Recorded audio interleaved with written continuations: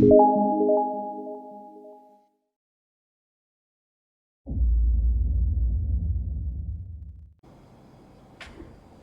Assalamualaikum warahmatullahi wabarakatuh. Bertemu lagi dengan saya, Tanto Ardiansyah. Gimana kabarnya? Sehat? Mudah-mudahan kita semua sehat ya.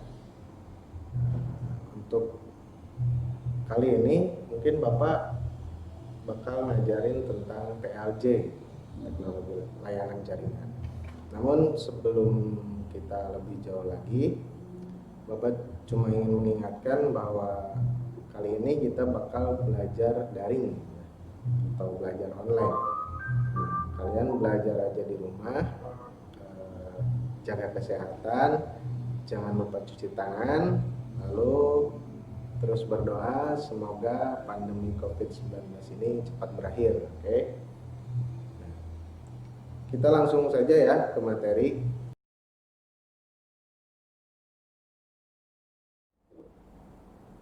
Ya, kita lanjut ke materi. Dalam teknologi layanan jaringan ada yang disebut sistem komunikasi data. Apa itu sistem komunikasi data? Yaitu untuk melakukan pertukaran data antara dua pihak yang saling berhubungan. Itu fungsinya dari sistem komunikasi data. Lanjut. Nah, di sini ada gambaran tentang komunikasi data, yaitu ada workstation, ada modem, ada public telephone network, modem lagi, lalu menuju ke server. Atau di sini bisa disingkat atau diringkas, ada 5 bagian. Yang pertama itu ada source, ada transmitter system atau transmission system, ada receiver sama destination.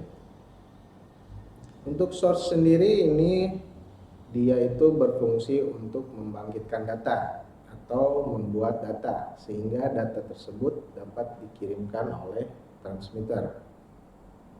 Lalu kita masuk ke transmitter. Di sini transmitter dia berguna untuk mengirimkan data, tapi data tersebut tidak dalam bentuk aslinya, melainkan sudah dikonversikan.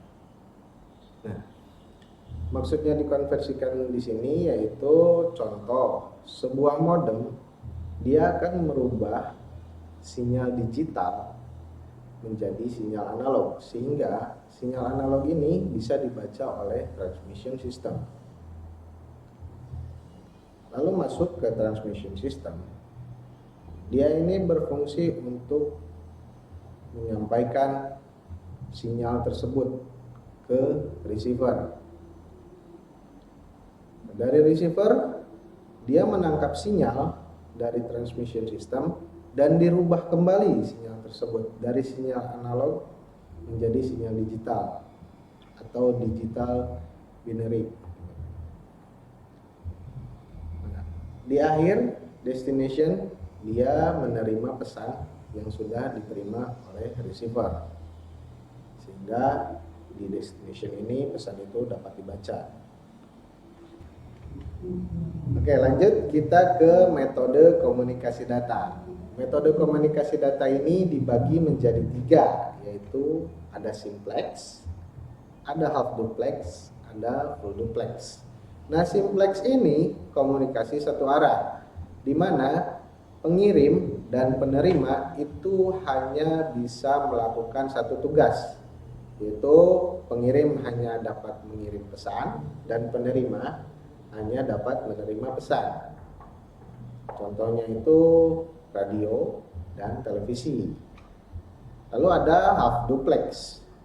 Half duplex ini adalah komunikasi data dua arah, di mana masing-masing penerima dan pengirim itu bisa menerima dan mengirim pesan.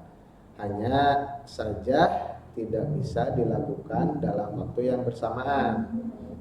Contohnya itu ada walkie-talkie, SMS, chatting, dan lain-lain. Lalu yang terakhir full duplex. Full duplex ini sama seperti half duplex, yaitu komunikasi dua arah.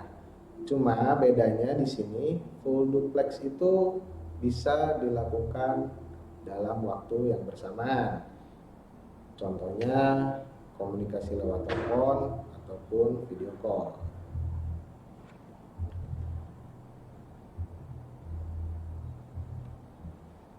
Lalu ada klasifikasi komunikasi berdasarkan informasi yang dikirim dan diterima. Di sini ada 3 buah klasifikasi. Yang pertama itu komunikasi audio, komunikasi video, dan komunikasi audio video. Nah, komunikasi video di sini itu di mana komunikasinya itu hanya bisa mengirim dan menerima informasi hanya dalam bentuk suara. Jadi penerima sama pengirim di sini cuma bisa ngirim sama nerima informasi dalam bentuk audio. Lalu komunikasi video. Nah, komunikasi video ini komunikasi yang dilakukan oleh penerima dan pengirim yang informasinya itu dalam bentuk gambar. Contohnya seperti video call. Dan yang terakhir, komunikasi audio dan video itu komunikasi yang dilakukan untuk berbagi informasi dalam bentuk gambar sekaligus dengan suara. Jadi 2 gitu, audio dan video.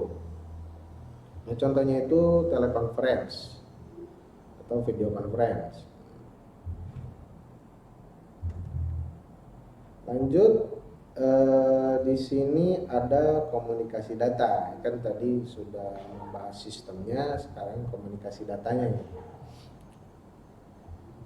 Nah, komunikasi data di sini itu informasi yang dikirimkan dalam bentuk digital, data digital, data digital itu kalau kita artikan itu bilangan biner lah, 0 sama 1, itu yang dimaksud data digital.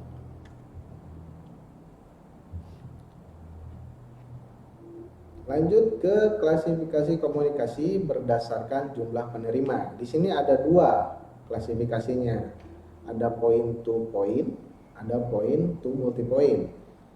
Di mana point to point ini hanya terdiri dari 1 pengirim dan 1 penerima. Berbeda halnya dengan point to multi point. Kalau point to multi point itu 1 pengirim dapat melayani beberapa penerima. Contohnya broadcast, 1 pengirim mengirim ke beberapa penerima.